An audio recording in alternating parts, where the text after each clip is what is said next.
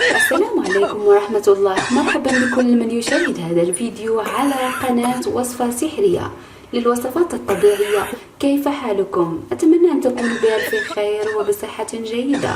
سأقدم لكم وصفة سحرية وفعالة في هذا الفيديو، هي التخلص من السعال والكحة والتهاب الحلق أيضا ونزلات البرد أو ما يسمى بالإنفلونزا. مع تغير الجو من جو حار إلى بارد تكثر الإصابة بالإنفلونزا والسعال ومشاكل في الجهاز التنفسي. إذا كنت أو كنت تعانون من التهاب الحلق وسعال قوي يكون جاف أو غير جاف ويكون شديد في الليل وتحس بألم في الرأس وتهيج في جهازك التنفسي، فأنصحكم بأن تجربوا هذه الوصفة السحرية التي سأتشاركها معكم وبمكونات فعالة جدا. لدي هنا المندرين. فاكهة المندرين غنية بفيتامين سي وهذا مهم جدا للإنفلونزا. سوف نقوم بتحضير الوصفة. نقطع المندرين بهذا الشكل.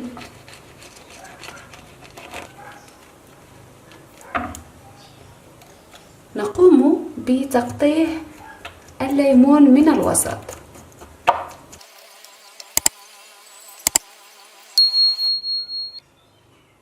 نضيف ملعقة صغيرة من السكر، ثم سوف نضيف ربع ملعقة من القرفة، نضيف ربع ملعقة من مسحوق الزنجبيل، ثم نضيف القليل من الكركم المطحون بهذا الشكل. ثم سوف نقوم بخلط المكونات جيدا.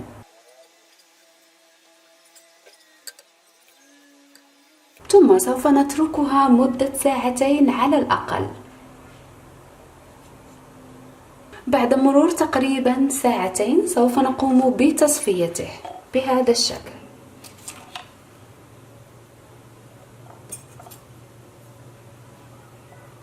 كما ترون ينزل العديد من السائل بهذا الشكل.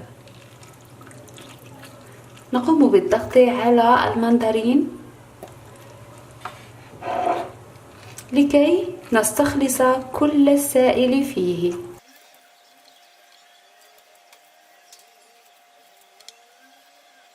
ثم سوف نقوم بالضغط عليه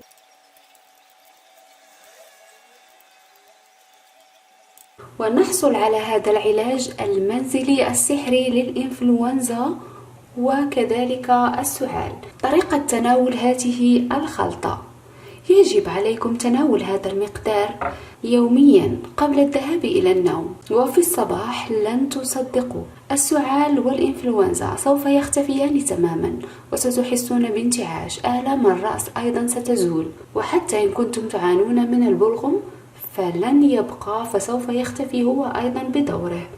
الوصفة فعالة جدا لأن كل المكونات المستعملة هي رائعة في علاج الالتهابات وكذلك في علاج وتهدئة السعال. أتمنى أن تجربوا هذه الوصفة فهي فعالة جدا، وأتمنى الشفاء للجميع، وإلى اللقاء في وصفة أخرى بإذن الله.